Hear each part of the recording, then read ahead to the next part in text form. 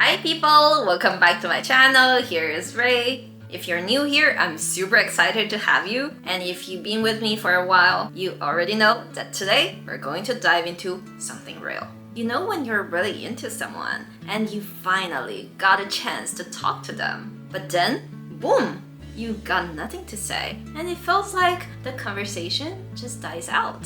Or worse, you're stuck using the same boring, hey, how's it going? Or good morning messages that lead to absolutely nothing. Yep, I get it. We've all been there.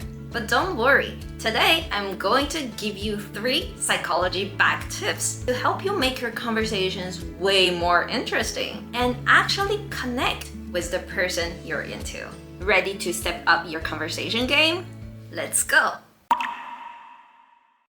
Alright, let's talk about mirroring. Have you ever heard that whales connect through frequencies? Yeah, seriously. They sync up with each other based on their frequencies. It's kind of like how mirroring works in psychology. When you mirror someone, you subtly sync up with their energy and rhythm. It's a super powerful technique that makes people feel comfortable around you and connected to you without them even realizing you're doing it. Whether you're talking face-to-face or messaging online, research have found something called the language style matching, which means people who match each other's style of communication tend to connect better and build stronger relationships. But here's the thing. It doesn't mean copying them exactly. You don't want to be weird. The key is matching their rhythm and energy. So for example, if someone is speaking slowly and thoughtfully, you can match their pace. Or if they're talking excitedly, you can match that energy too. It shows that you're in sync with them and makes you come across as more approachable and easy to talk to. And yes, I know a lot of you are chatting online, so you can totally mirror them there too. For example, the punctuations. If they're using a lot of exclamation points, mirror that. For example, if they say, "That was amazing," you can reply with, "Right?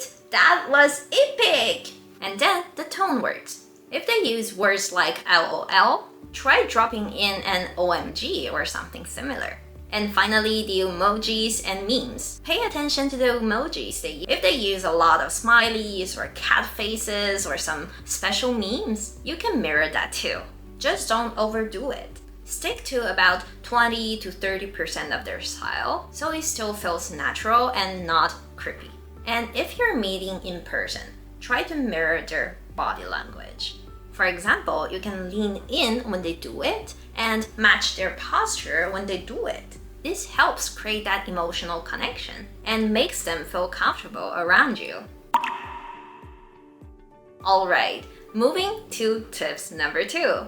When you're talking to someone, you want to keep the conversation engaging and flowing without sounding like an interviewer. No one likes a boring Q&A session. So, how do you keep things fun while still having a meaningful conversation? Here are 3 ways I want to share. The first one is to ask follow-up questions. Don't just ask the generic, "What did you do today?" or "How was your day?"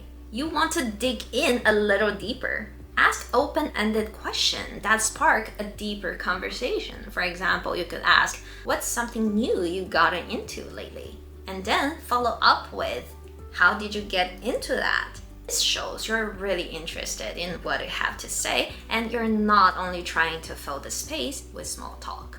2 is to share your own thoughts, but don't overshare.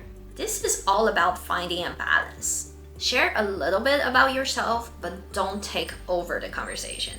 For example, you could say, "Oh, I totally had the same problem last year. I was feeling so stuck with a project." And then immediately ask, "What's the hardest part of it for you?" You don't want to dominate the conversation. It's about creating a back and forth flow where you can share your own thoughts, but at the same time, listen and invite the other to do the same. Number 3. Keep some mystery. This one is super important. Don't reveal everything about yourself all at once.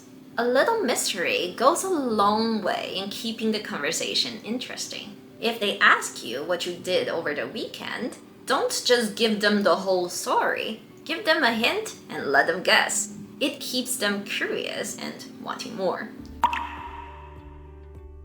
Alright, here is another big one. Don't agree with everything. There's actually a pretty cool trick in conversation, and it's all about showing a little bit of disagreement.